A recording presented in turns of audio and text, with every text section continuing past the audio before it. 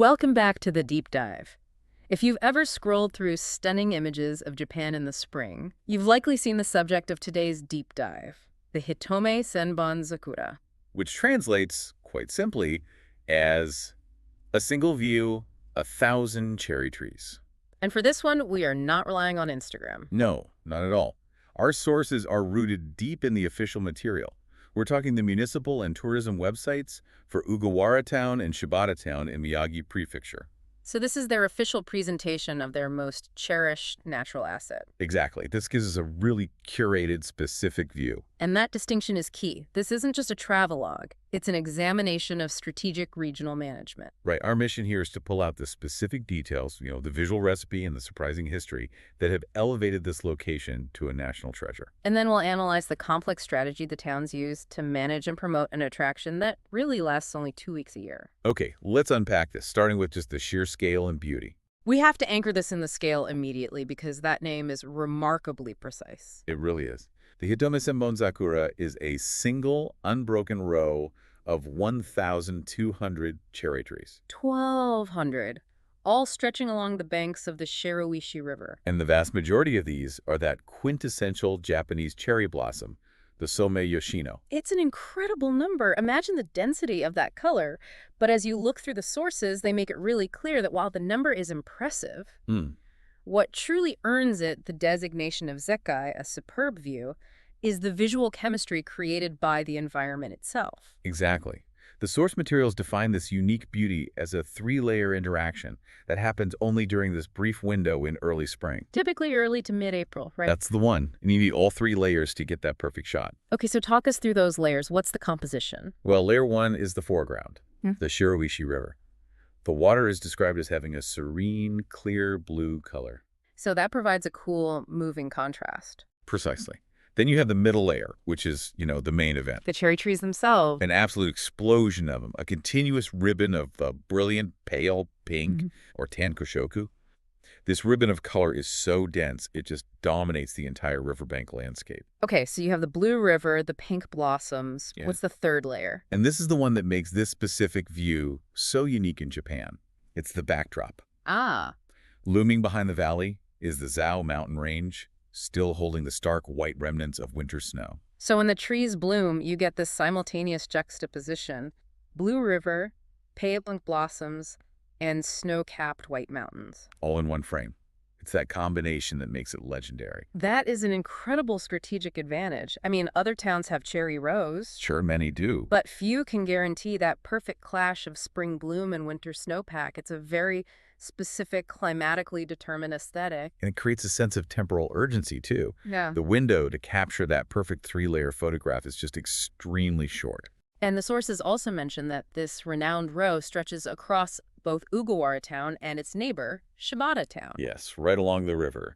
This means managing the spectacle is inherently a joint regional effort. Which, if we connect this to the bigger picture, it just underscores the need for centralized planning.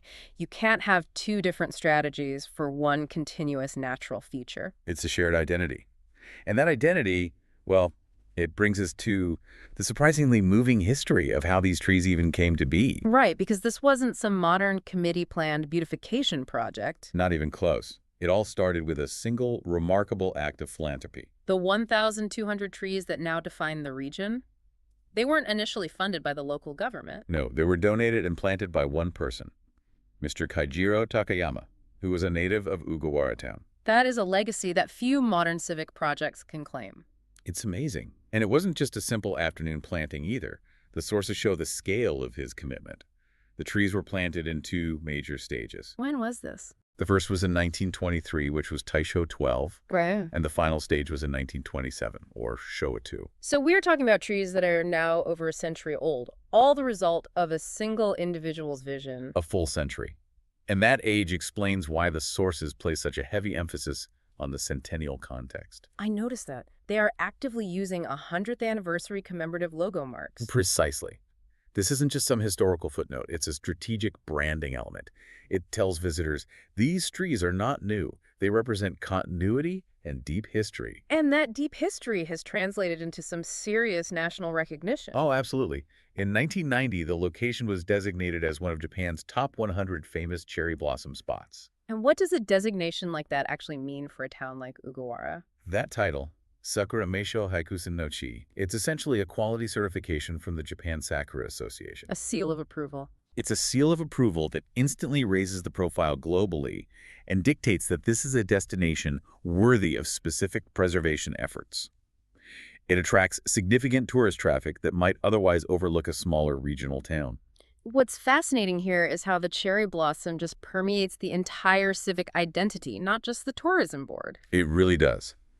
The sakura is officially designated as the Ogawara town flower, the machihara. And it shares that status with others, right? It does. It shares this symbolic status with the town tree, which is the plum, and the town bird, the swan. It shows this deep institutionalized pride. It's not just a seasonal poster image, it's on the letterhead. Exactly. Right, so if the flower is woven into the DNA of the municipality, then it justifies the complex infrastructure required to support that massive influx of visitors during those 2 peak weeks. It has to. So let's pivot to the management structure. How does the civic identity translate into a sustainable tourism model? Well, the Ogawara Town Tourism and Products Association is the engine behind all of this. They orchestrate the core events, the Ogawara Sakura Festival and the Shibata Sakura Festival. And those are the main economic drivers. They are, but strategically, they know they cannot rely solely on 2 weeks of bloom. That's the challenge of hyperseasonal tourism, isn't it? If the bloom is late or early, or if there's bad weather, your entire annual revenue stream is at risk. That's the core insight. And to mitigate this risk, and to justify maintaining year-round infrastructure, the association deliberately promotes events throughout the calendar. What kind of events? They list the Ume, the Plum Festival, the Ogawara Summer Festival, and even winter illuminations. So it's a clear strategy to position Ogawara as a 365-day destination. It dilutes the economic fragility of being totally dependent on the cherry bloom. That makes perfect sense. It's an investment in community stability, not just fleeting tourism dollars. But let's look at how they handle the inherent uncertainty of the bloom timing. That's always the biggest headache for travelers. They tackle this with digital transparency. The association provides live camera feeds of the cherry blossom. Well, that's smart. It's critical for 2 reasons. It satisfies the modern traveler's need for instant verification before they commit to travel. And it manages expectations. Right. If the trees are only at 50% bloom, you know before you get on the bullet train.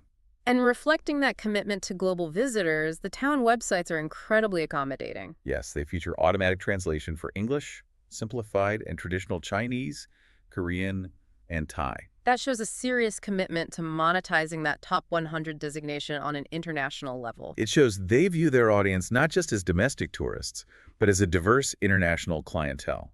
And this commitment to accessibility is mirrored in their digital promotion, too. Yes, the sources highlighted their specific promotional videos, particularly those seasonal simulated experiences. The one and only Sakura experience.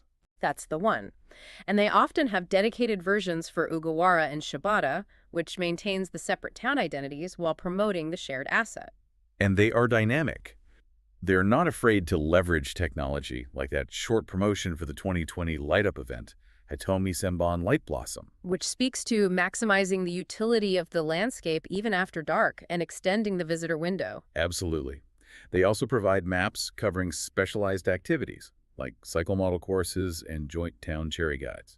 So they aren't just selling the view, they're selling activities centered around the view, encouraging longer stays and more local spending. And this focus on maximizing the present spectacle is balanced, importantly, by a commitment to long-term preservation. Which they have to do. They're managing trees that are well over 100 years old. And we see that commitment in the partnerships they cite, like the Kirin Heirike's Action Initiative. A partnership like that shows that preservation isn't just an internal budget item. It's a leveraged community and corporate effort. It underscores the financial weight of maintaining such a historical, organic asset. Preservation requires continuous, dedicated funding and expertise. But perhaps the most enduring part of their strategy is, well, it's forward-looking and deeply symbolic. That would have to be the new cherry variety. Exactly. They didn't just maintain the old trees, they successfully developed and named a completely new variety. The Ogawara Senbonzakura. The Ogawara Millennium Cherry. That name is profound. a 100-year legacy leading to a 1,000-year aspiration. It changes the entire planning perspective, doesn't it? You are no longer managing a short-term festival, you are managing a botanical dynasty. And managing a botanical dynasty requires stable governance. Which brings us to the necessary pivot, the comprehensive municipal structure that underpins this entire spectacle. We tend to focus on the blossoms and the festivals, but the tourism effort would just collapse without the detailed administrative context running in the background. A great view needs a great city hall. Precisely. If we look at the broader concerns revealed on the official town sites, the Policy Planning Division is focused on things far removed from tourism brochures. Like what? They handle urban planning, which includes land transactions and development permits. And that's incredibly relevant to the cherry trees.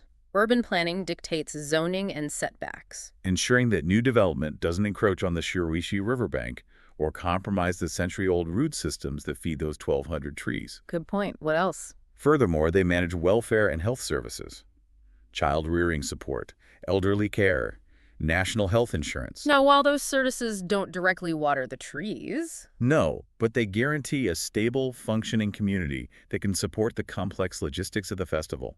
A town that can manage its health and elderly care is a town with robust administrative capacity. And public services like transportation are crucial. They specifically mention the demand taxi system.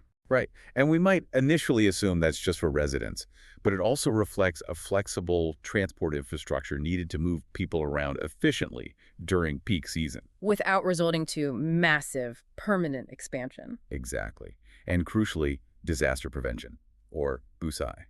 Of course. Given that the trees are located right along a river, the town must have sophisticated plans to manage flood risk and protect the riverbank. This is an investment in the long-term physical survival of the asset itself. It's a powerful realization. The dazzling beauty of the Hitome Senbonzakura is entirely dependent on the often unseen complexity of governance. The Policy Planning Division, the Urban Planning Office, the Disaster Response Team. It's the infrastructure of daily life supporting the transient spectacle of spring. It demonstrates that the management of a single view is actually the management of an entire ecosystem. Physical, historical, and administrative. So we've taken the deep dive. We've explored that unique three-layer zekai, the Zao snow, the river blue, and the pale pink of 1,200 trees. And the remarkable story of how one man's donation became the core of a municipal identity. We've seen how the towns use innovative marketing and year-round planning to stabilize their economy and protect their 100-year-old icons. And that protection leads directly to our final point about vision. We learned that the community is actively working to protect these original trees, which are over 100 years old. And simultaneously, they named a successful new variety, the Ogawara Senbonzakura, the Millennium Cherry. This raises an important question for you to explore. If a town names a tree variety with a 1,000-year aspiration, how does that hyper-long-term vision change the current urban planning and protection efforts? Does aiming for the millennium require entirely different policies for resource allocation for conservation and river management than simply maintaining a seasonal 100-year-old attraction? That commitment to 1,000 years, it demands an entirely different planning horizon. It's certainly something to ponder as you think about sustainable heritage management. Indeed. Thank you for joining us for this deep dive into the Hitome Senbonzakura. We'll see you next time.